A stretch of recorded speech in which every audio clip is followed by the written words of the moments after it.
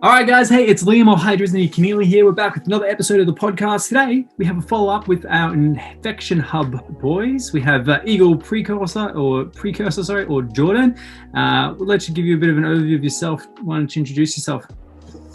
So my name is Jordan, or Eagle Precursor, and I do Halo videos on YouTube, and I'm a software developer. I work for a company right now making websites, and I've built my own website, which is eagleprecursor.co.uk. Awesome. Which is a leaderboard for Halo 5 Infection. Yeah. I really want to talk about that as well, because I was having a look through it, and I suggest everybody that's watching this straight away go and have a bit of a look at it, because it's already looking fantastic. But you're mentioning you want to do a bit more work on it before we get to Halo Infinite as well. Yeah. So right now the leaderboard on it is kind of hard coded, so it only work with Halo 5 Infection data. So I've built it's hard to explain in a non-technical way, but I built a leaderboard that will work for any data.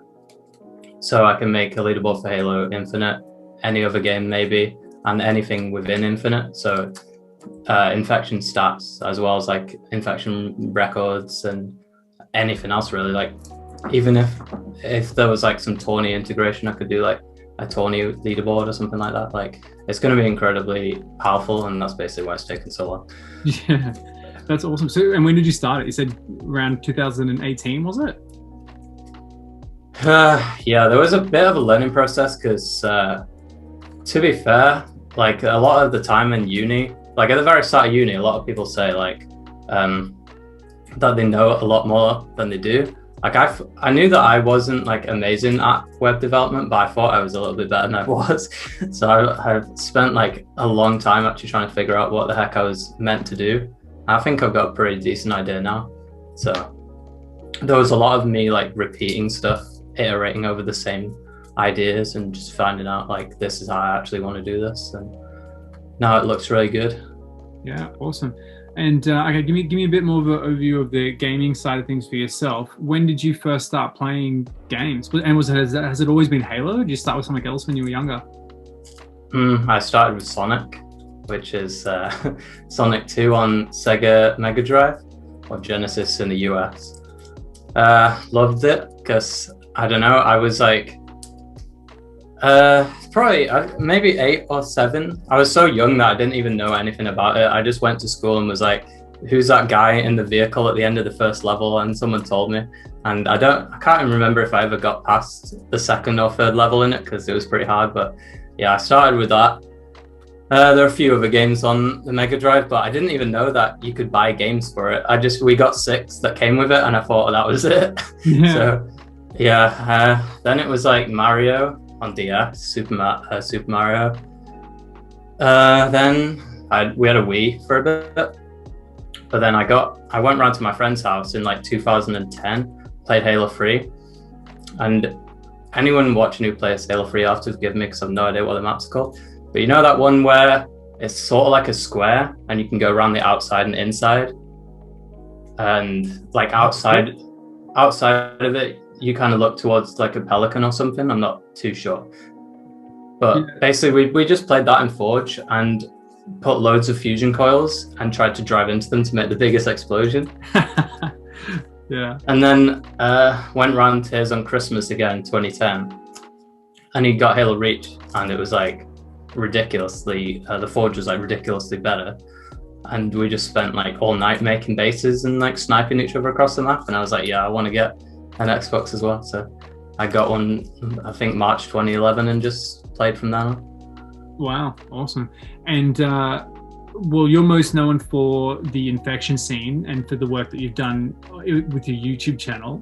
For those of you listening or watching that don't already know, Eagle Precursor's definitely got the most clout for infection on YouTube. He's got about 14.3k, I think it is now, subscribers on YouTube, and did some really consistent quality content for infection for about 5 years in there as well. But when did that start? So 2011 for yourself is when you went and got your own Xbox. 2010 was it? And then when did you start getting into the content? Yeah, so well, I can talk about first how I got into infection in 2011. I was, remember those old box TVs were like 16 inches and they were thick like this at the back. So we had one of them, and because I had Xbox Live and my friend didn't, he came around to mine and we played split screen and only had about this much room to see what we were doing. So I was like, when I got 20 kills, I was like, oh, I'm so good, me. But then I managed to, like a few years later, I think I got into Halo 4 in 2012, and then I quit for GCSE, which in the US, I don't know what it's called, but yeah. So then in 2015, I came back and me and Fox started Risen Clan, which was what my channel used to be called. And then I started playing Infection a lot for some reason. I wanted to try and get high on the leaderboard, and I started to get better at Halo Reach Infection. I got a few decent gameplays, like 120 kills, 114 on some maps. Like I was playing it so much though, and I was like keeping track of like how long is it going to take for me to get to number 20 on the leaderboard or whatever. I was like, there's a funny story that I failed the first year of A levels because I played too much Halo Reach, so I had to go to college. But it was probably for the best because Halo 5 came out in college, and I basically spent the majority of that game when it first came out racing to the max level. So we played in 12-man teams all day, every day, and for the last few months it was like 12 to 16 hours every single day. Wow. Pretty ridiculous to think about now. Like I'd never do that again. But back then it was sort of like, it was sort of pressure, like you didn't want to fall behind because there were, even by like June, it was kind of hard to get a lobby of 12 people together to play. So we were all thinking like, oh, if we don't get it now, we're never going to get it. I remember, if you know Presalence, he's like got 100 million XP now on probably, he's got another account that's like level 149. But I remember when we were playing together, he was like, he was saying how much he had to play because he thought that if I had got 152 2 weeks before he did, he would never be able to get it because no one would play. Really? So we were basically. This is like what, five years ago now, when Halo 5 first came out, and you guys just decided, all right, we're going to race to get to 152. Yeah, this was like 2016. We were like dead set on the fact that we had to just get it as fast as physically possible, and I was like 6th in the world to get it, which is pretty ridiculous, as I said. But that was basically what launched me, I think, off the start, because I was able to get 152, which got quite a lot of views. Yeah. And so, sorry, I got a quick question because I find that so interesting for someone who I'm nowhere near. I'm not even halfway yet. I'm about 149 on like my main account, right? How long did it take to get to 152? It was the 4th. It was either the 4th or the 6th of August, 2016. So like 9 months.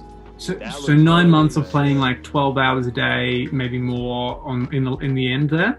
Yeah, because we had Warzone. We just had a 12-man team in Warzone, so we literally won every game in like 4 minutes at most. Like we just ran through, get to the core as fast as possible, and it got really boring towards the end. But it was just like we were just stuck there getting XP and ended up getting it. But yeah, well, man, that's a huge achievement though. Not something I'd do again. But yeah. So what, we can't count on the Eagle Precursor race to Halo Infinite max rank? Probably not. I'll just take my time together. if it's even attainable. If it's like Halo MCC's rank, then I'm not even going to bother. Yeah.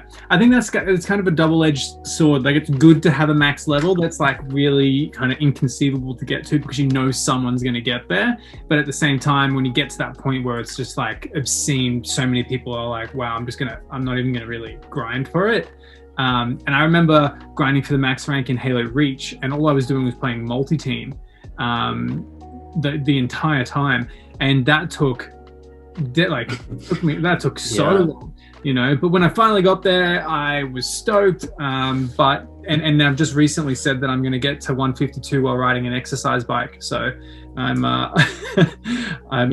well, good luck if you're only 149 because it's still, you've got a long way. I've got a long way, but I think, you know, I keep encouraging all the people in Divine Mind to think about things that they can do that make them stand out and make themselves, you know, a little bit different from everybody else in the scene right now and try and keep things interesting. Because, you know, like we were talking about before we even started the interview, I think a lot of people just don't even like Halo at the moment. And so if you're just putting Halo content out, you know, your audience isn't going to grow hugely before Infinite comes out. But if you think about things that you can do that really make you different and make you stand out, sometimes, you know, maybe they're a little bit extraordinary, other people will appreciate that more than they would just watching gameplay, you know. So yeah, like the main thing that set off my channel was 99 kills on Malignant gameplay.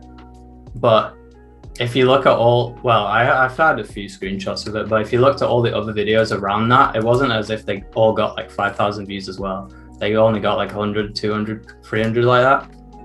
So yeah, 99 kills was a very nice boost in terms of like my own being like, oh, I can actually get this many views on a video. Like I could actually, you know, because my plan was always to come into Halo 5 and try and make a YouTube channel. But when that happened, I was like, oh, I can actually do it. Yeah. But after that, it took a lot of like making in-depth tutorial videos really that helped the main part of the growth. Yeah.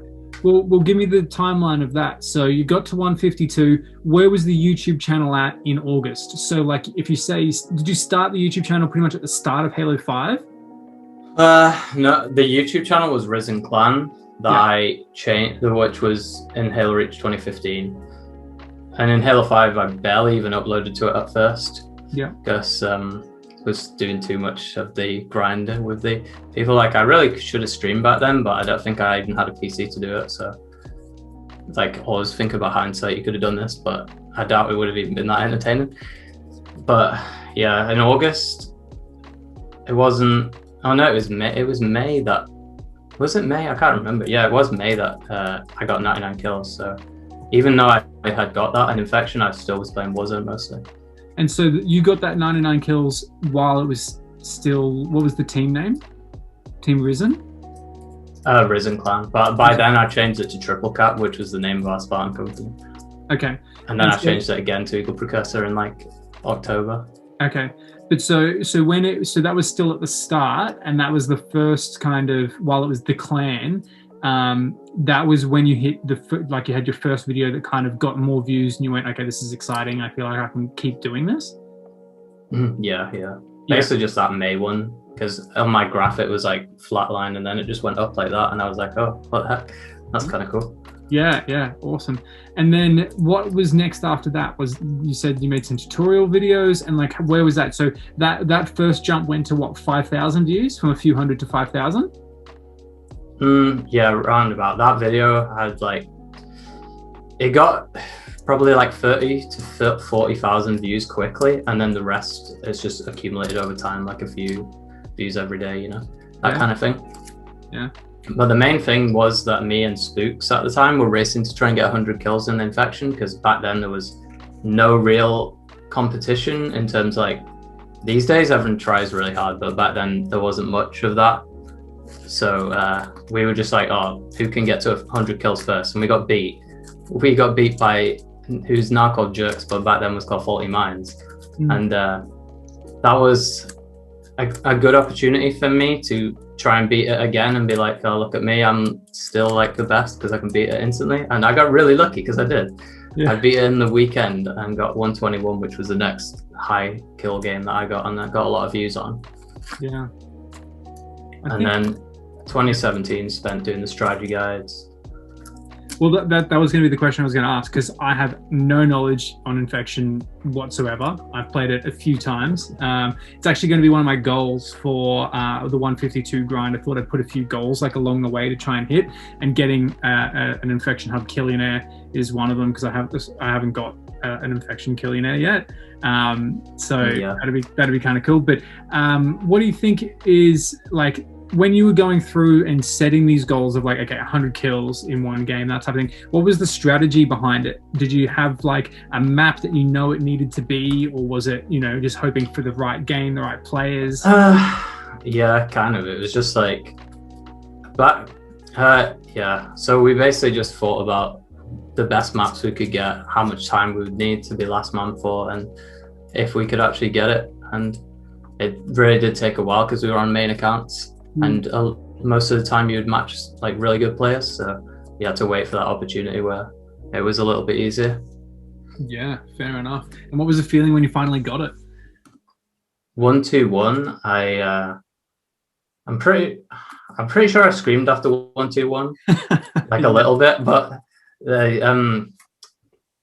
it was in 2018 when Snuggly came into the game and he got 126 and 128 back to back, and this was when I still kind of cared about being the best player. I don't care anymore, but back then I kind of did. So I was like, oh, I gotta beat this again, and it was getting really hard to get records by that point. Yeah. But when I got 131 kills, which is now almost the most viewed video on my channel, I like screamed in excited rage. I'm not gonna say what I actually said. I was I was basically like angrily screaming towards Snuggly, like, oh, yes, I beat you, get wrecked, kind of thing. Yeah, yeah. And my mic cut out at the end of the video, and you can hear Spooks talking because my mic cut out because I'd thrown my mic off. But because we kind of had a rivalry back then, but nowadays, like, we're friends, and yeah, kind of. Yeah.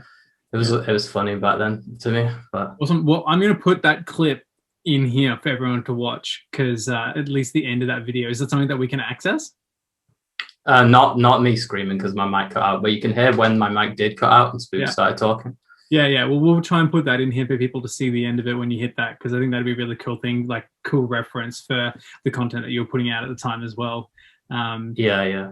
I remember when I got my Halo 350, it was at like 2 a.m. in the morning. I was downstairs. I was still living at home with mum and dad, and it was such a hard thing to do in Australia, just because I also didn't know many people that were 50s, and so it was a really big deal for me and like my friend group.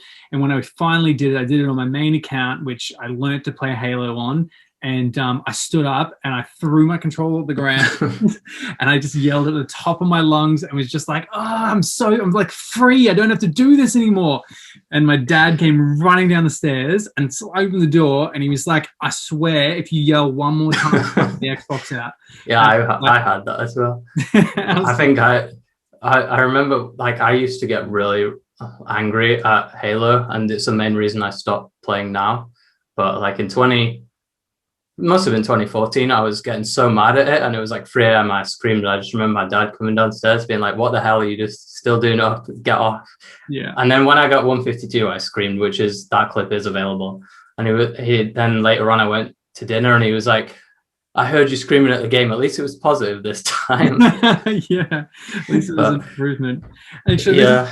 A good thing to mention here as well, because that's the one time that I've smashed a control up, and like it was definitely really satisfying, and I don't regret doing it at all. But in saying that, I think that one of the best things that you can do to become a better Halo player is to just get over that point of raging. I think rage really holds you back from being a good Halo player, and good at anything really. So like if you're young, and if you're watching this, and if you feel like you're constantly blaming lag and you're blaming other people for things and you're doing whatever, and you're getting yourself like hot under the collar and you're getting angry at the game, if you can focus on like reducing the amount of times that happens, I promise you'll start playing better. Like being cool and calm, collected. Yeah, it is really hard to actually accept that you're the one who's bad a lot of the time. And I have a lot of evidence of that for me, so I'm not calling anyone out. Yeah. No, it's true though as well. I remember that I literally had to start saying every time that I died, that you died. Like I died, you know what I mean? Like not being like, oh, the lag, or oh, this person doing something else, or that person's so bad because they're coming with an armor lock or a sword or whatever, and had to start just being like, nope, that was you. Could have done something better. You didn't have to stand there waiting for them to come out of armor lock. You could have walked away, or you knew you had a sword. Why'd you run in there?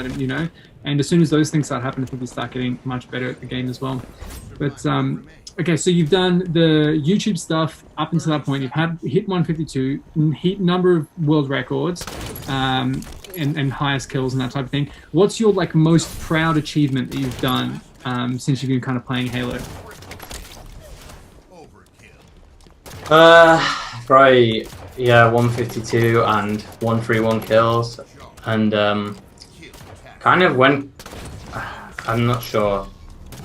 Because when Contingency came out, and everyone started smurfing to get records, I did it as well. But all of those gameplays didn't really feel that great in terms of like they were fun to hit. You're a god!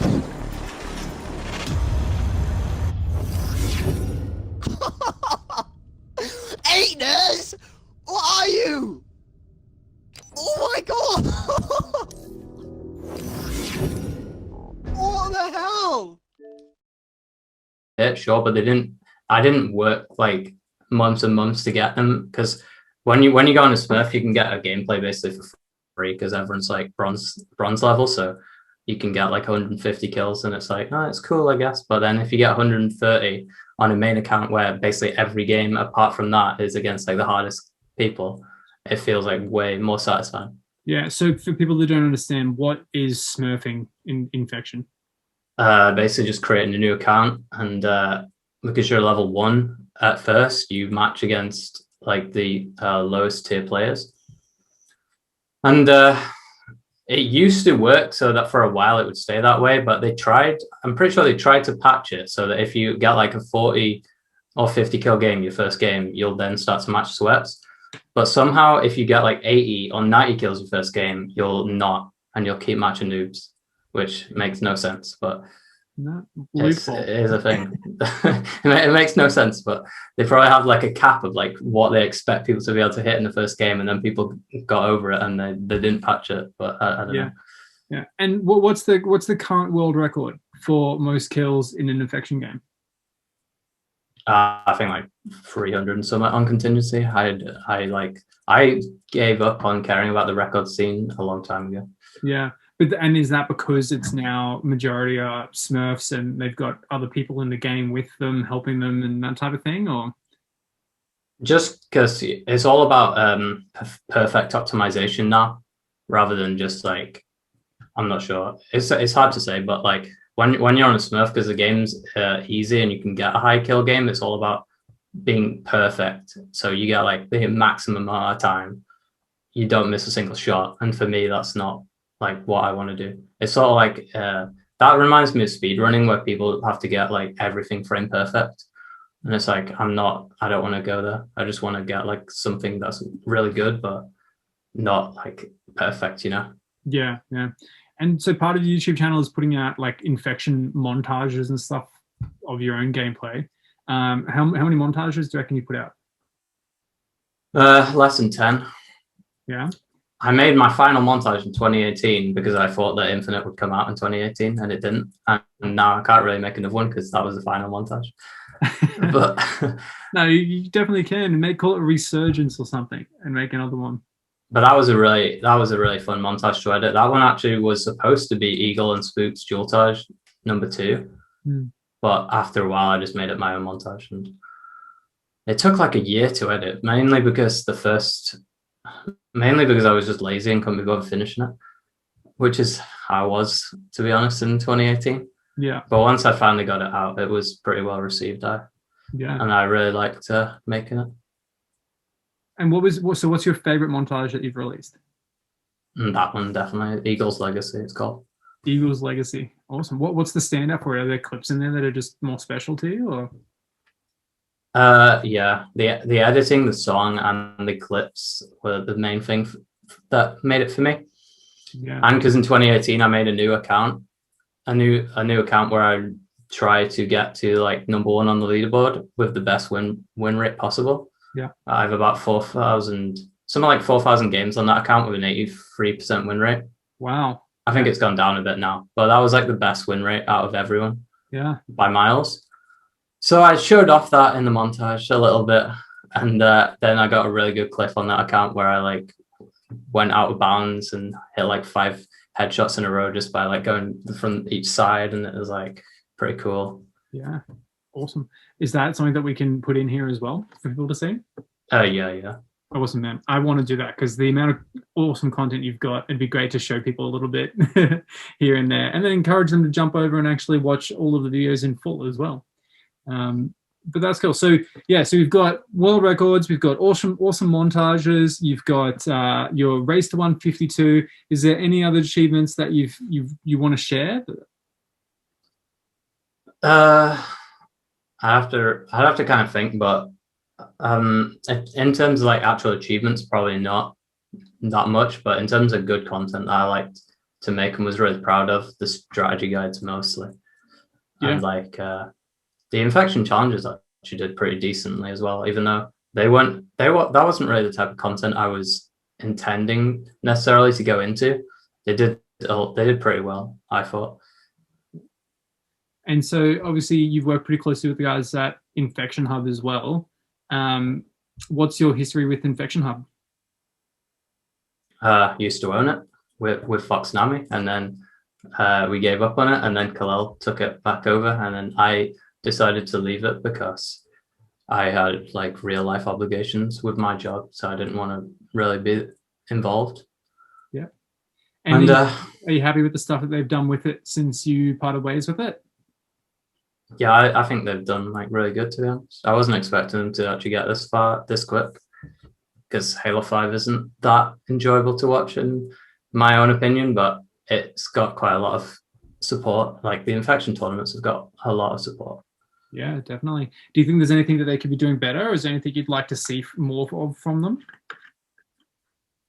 I would just say, I think like the only thing that I would really suggest for tournaments at least is sort of try new like metas, maybe like new maps or like new styles of gameplay, like duos or something like that, or like a different scoring system maybe or something. But I know it's probably hard to set that up and actually make people want to play it. So, but yeah, I think the content wise is pretty good, and they'll figure out like a good roadmap of where to go next. Yeah, for sure. And so where are you at now in thoughts of your content creation? Are you streaming? Are you still wanting to put stuff out on YouTube? Are you just kind of playing the game, waiting for Infinite? Like, where are you at? I'm kind of taking a break right now, to be fair. I don't want to really, it's hard to say. Like I technically could try really hard to make loads of content right now, but I don't think it'd be worth my time. So I'm going to wait until maybe July, August to really like to ramp up again just before Infinite comes out. So then I can go into Infinite and be like, here we are. Yeah. But right now I'm sort of on a break, just posting one video a month or so just to keep the video coming up. Yeah, excellent. And so have you got a plan for when June, July rocks around? Are you going to go back to doing like tutorial style stuff? Do you want to do more montage-y? What are you going to lean into? Probably a few tutorial videos, as well as I'm not sure. Just kind of, I need to just think of some new ideas, really, and that's very, very difficult on a Halo 5. So, yeah. Well, but that'll be. I think it's good to try and think of new ideas. One of the easy things I think you could do as well is you should try and, if you wanted to, I can help you do it as well. Get some of the HCS players or people that are competitive or the streamers or whatever, and try and get like an infection challenge going with them. Yeah, that could be some good content, maybe. I have some really good infection challenge videos with Raging. He's on Quench Gaming. We did a 100 kill race together, and we did two, one for each channels, and in the first one we did for his, I got destroyed, and I was really annoyed about it. But in the one we did for mine, I destroyed him, so it was sort of like I got backy kind of thing. Yeah, and that video did really well.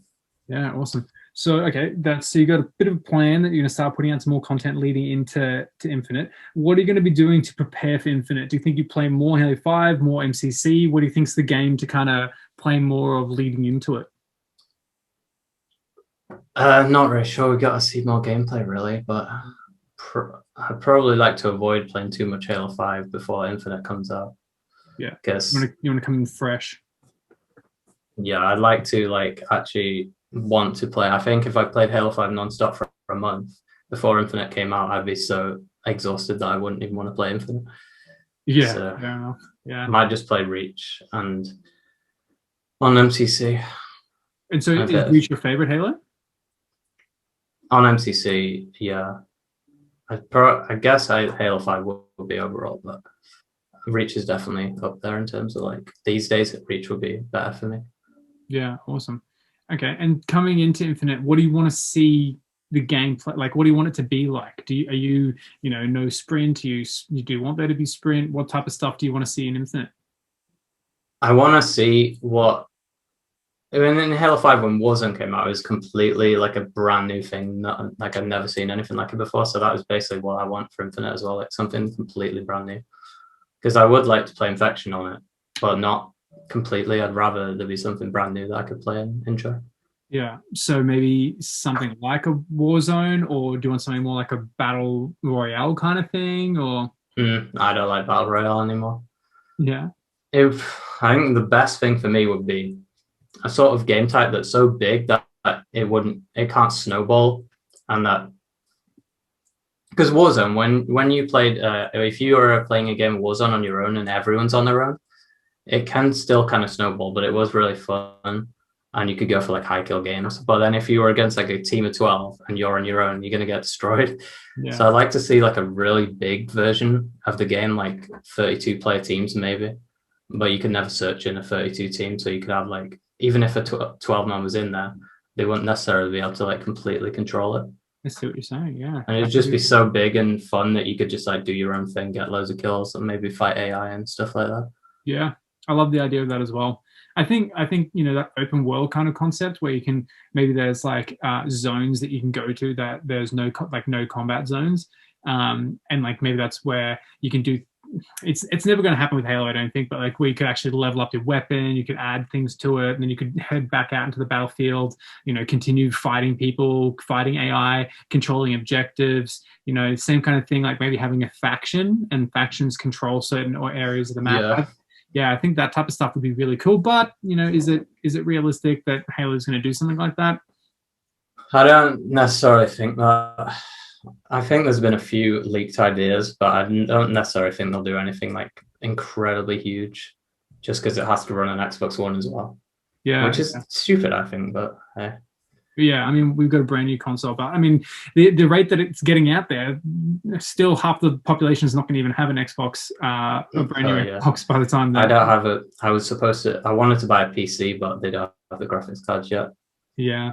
Well, hopefully I'm going to have a gaming PC by then as well. But I've got my brand new Xbox sitting right there, and the difference that it made for Halo 5 was incredible. Like the game is completely different playing on the brand new Xbox compared to the Xbox Ones or whatever. So yeah, that's kind of crazy because I'm not going to get an Xbox Series X, but I've heard that it's really good.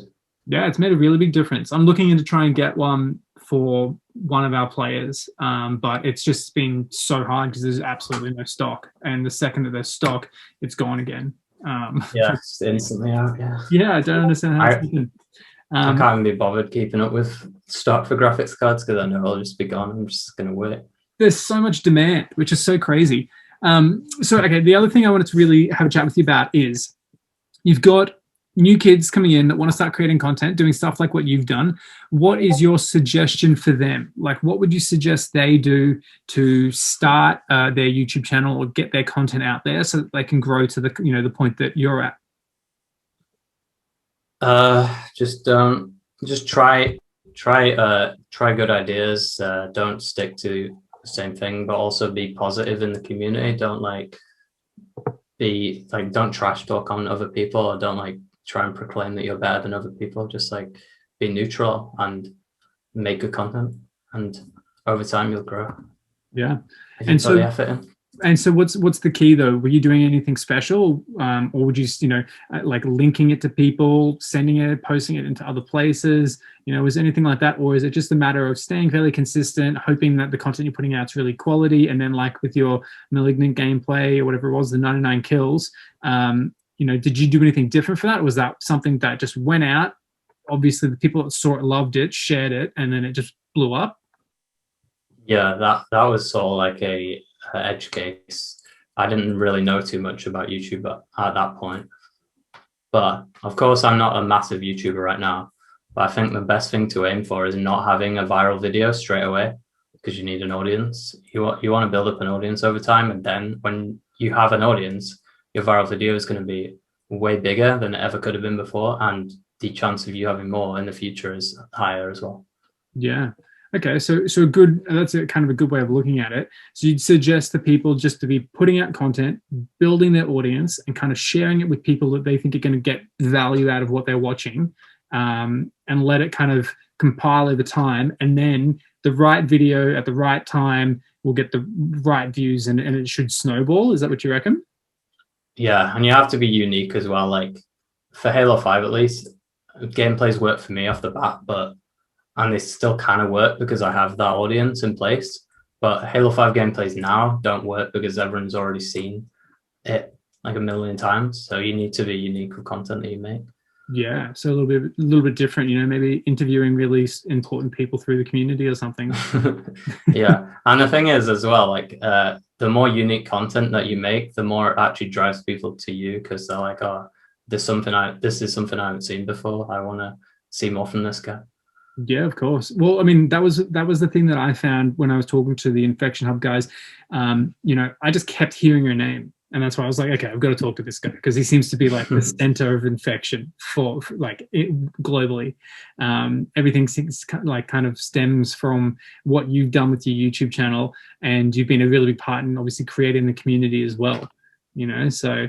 How did that kind of happen? Was it just from encouraging more people to play in custom games, or like how did it get to the point where it's at now? You mean like the custom community in tourneys and stuff, the infection community, just overall in general?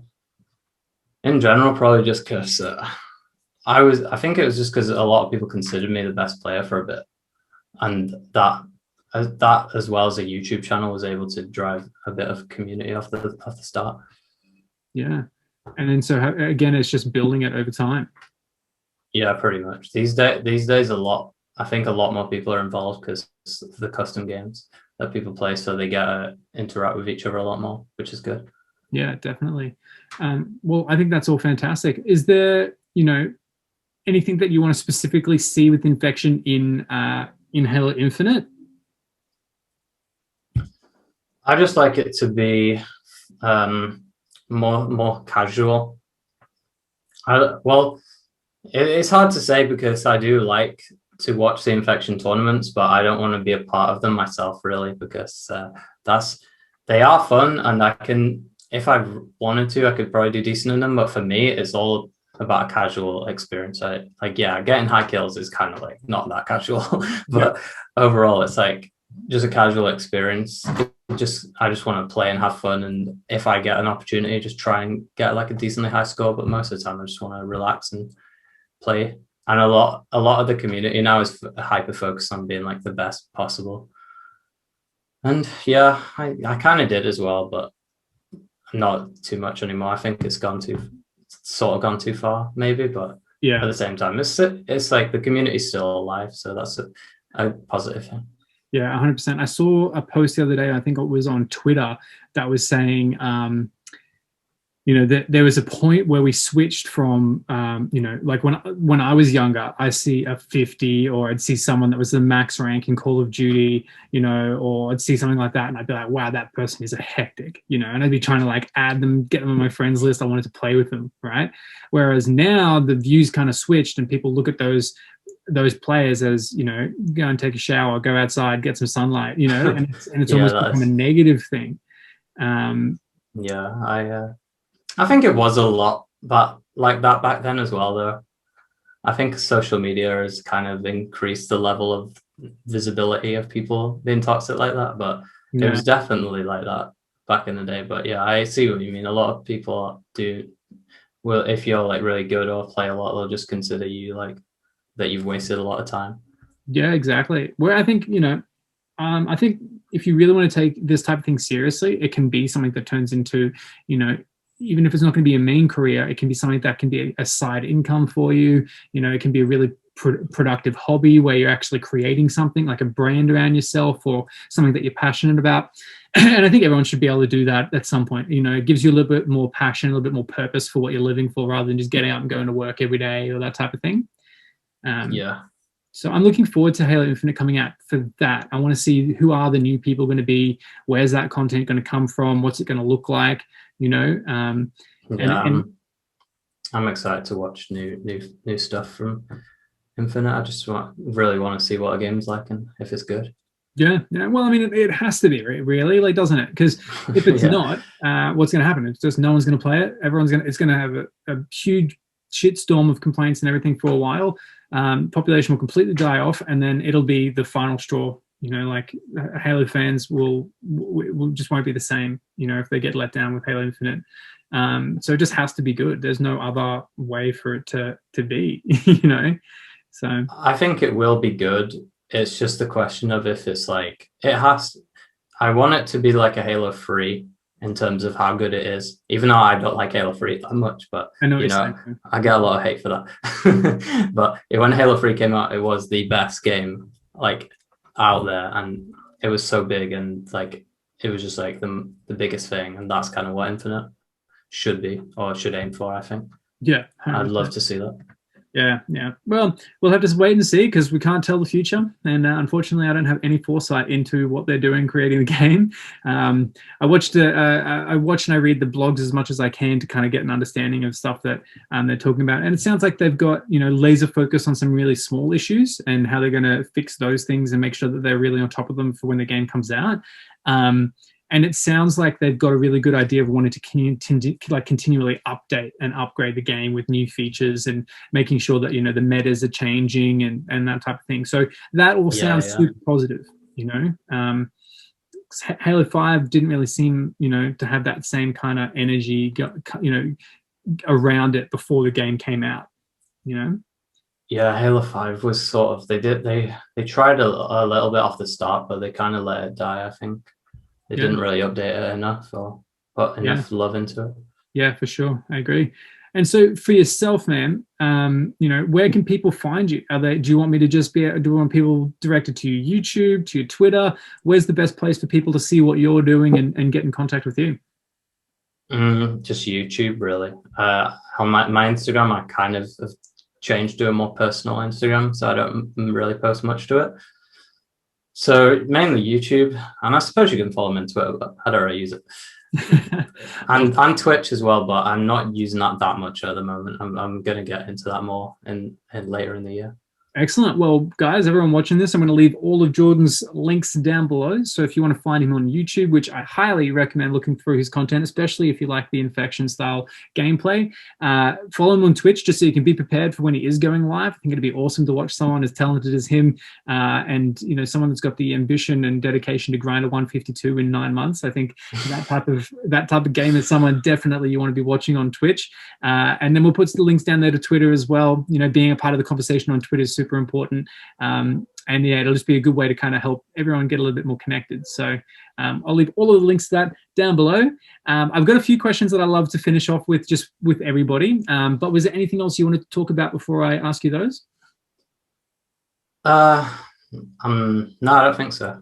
No, excellent. I think we covered a lot. And we've pretty much covered everything. I think if we've missed anything, Spooks will let us know afterwards. He'll be like, how the heck did you forget that? So. Yeah, for sure. Well, I said the same thing to everyone, all the guys I've spoken to, but more specifically to the guys at Infection Hub. We're going to have a conversation again just before Halo Infinite releases, and I'd love to do the same thing with you. Just get, once we've got more information on the game, we know what's going to happen, have a quick little chat again closer to it, and just get thoughts, preparation, what's going to happen, what your plan is, and then do it again like 6 months into Halo Infinite, and just track everyone's journey. See where everyone that's really dedicated kind of goes in that in the next year or so. I think that'd be really exciting, don't you? Yeah. I mean, there's a lot that could happen in Infinite and a lot that couldn't. So it'd be nice to kind of speculate on what could happen. Yeah, and what plans are. Yeah, so I mean, we've had this chat, and then I'll reach out when we get closer, and once we've got more information on the game, and we'll have another conversation about it. And I'm sure if Spooks tells us that we missed something, we'll be able to bring it up then as well, and make sure that we get it covered in there as well. The questions that I kind of ask at the end, right? So you can take a little bit of time to think about this one. Is what is like a dream reality or a dream version of Jordan look like?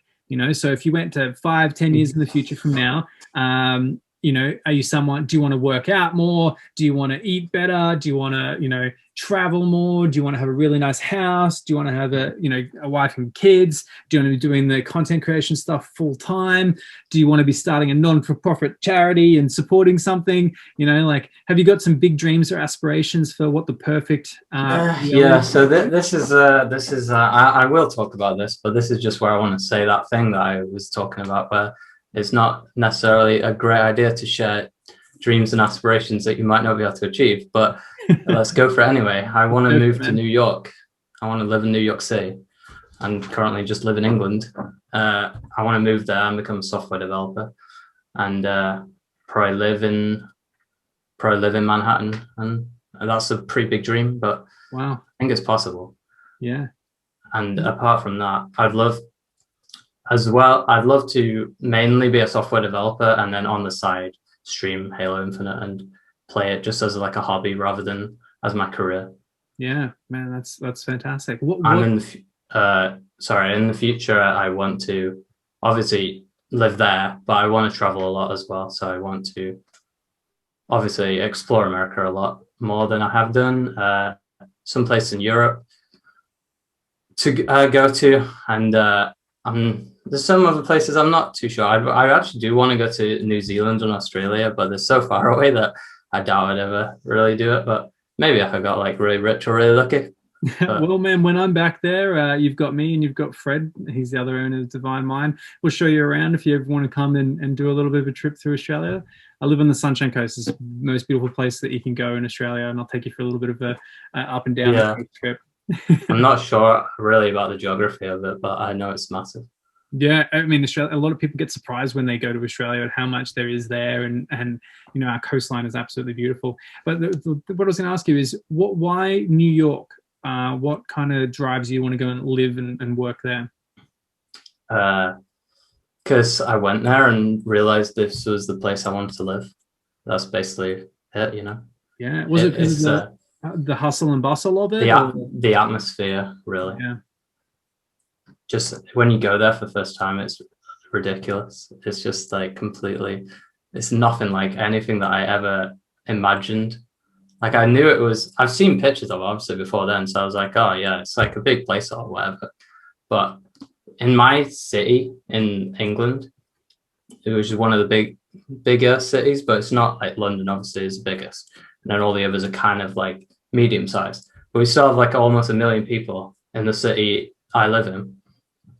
Yeah, if you go to the city centre and drive 5 miles north, you're in the countryside.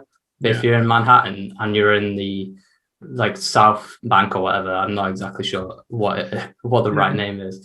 But if you're there and you go 5 miles north, you're still in the city. Yeah. Which is like, how is that impossible? Yeah, it's fantastic. It's just like, yeah, it's just so massive and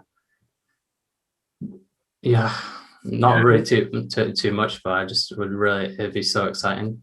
Yeah, man, for sure. Well, I was really intrigued by that, because there's a lot of really successful people that say one of the things that you should do in your lifetime is live in New York, and that's just because you're around lots of people that are very similar minded, a lot of driven people that want to be successful, that want to be, you know, that are chasing passions and really following it. And it's just high energy. And like you said, you know, you kind of forced to be a part of it all. So I think that's an awesome, you've got an awesome vision. So, you know, I'm going to check in on that, see how it's going. Yeah, I think as well, I always have London as a fallback if it doesn't work out. Yeah, and I'd be fine with living in London as well. Yeah, I lived in London for like, what was it, about 4 months a few years ago. And yeah, super interesting. It wasn't for me. I found London a bit monotonous. You know, it was, everyone kind of gets up, gets on the tube, goes to work, gets back on the tube, goes home, you know. But I was really lucky. The whole time I was there, it was really great weather. So it wasn't like, you know, cold and overcast or anything the whole time. So not like it is now. It's freezing right now where I am. Yeah, for sure. And the last question that I love to ask is just, who would be someone that you want on the show, on the podcast, sorry. Is there someone that you can think of? Doesn't have to be necessarily in the Halo scene. It could be esports. Anyone that you think would add value to the audience. Who do you think would be a good person for us to reach out and talk to? This is a hard one because I can't say Infection Hub as they're already been Yeah. on. They took you under the bus after we finished talking. So yeah, well, I'm not actually sure that's bad, isn't it? I'm not sure about it because I really haven't watched much Halo content in so long. I really mainly watch like finance videos and travel videos at this point. Yeah. So probably ask me in 6 months the same question and I'll have an answer. Excellent. Well, you got time to think about it, but we can reach out to anybody. So if you take a little bit of time and you come up with an answer, just let me know and I'll reach out to them. And at the beginning, I'll say we didn't have an answer at the end of Eagle Precursor's video, but this is the guest that he wanted on. So it helps to keep it flowing. And the whole reason I do that is I want to see what direction the podcast ends up in, because like right now we're in like 4 or 5 different directions. We've got lots of people that are involved with the Toronto Ultra and Toronto Defiant teams that we're talking to. We've got lots of people from obviously the Infection Now community. We've got people that are a part of like the, actually I probably can't say that yet, but a lot of people that are involved in lots of different elements that I've been talking with on the podcast, and it just keeps it really interesting. So if you think of anybody that, maybe they're not even the biggest part in the Halo scene or anything, then we'll jump in and we'll talk to them as well. But Jordan, thank you so much for your time, man. It was awesome to get to hear about all the stuff that you've achieved while you've been playing Halo, and great to get a little bit into your YouTube channel as well. And thanks for having me on as well. Oh man, it was absolutely my pleasure. So guys, thank you so much for watching and listening to this episode of the podcast. I hope you all enjoyed it and got something out of it as well. Obviously, the idea is to make sure that we're bringing you guys as much value as we can, hopefully get you motivated to start creating some of your own content. If you want to reach out to Divine Mind or to myself, which is Liam Hydrisney, I'll leave links to all of our stuff down in the description to the video. But Jordan's will be first. So make sure you go check him out and help support him coming into Infinite. But thank you so much, and I'll see you guys on the next episode of the podcast.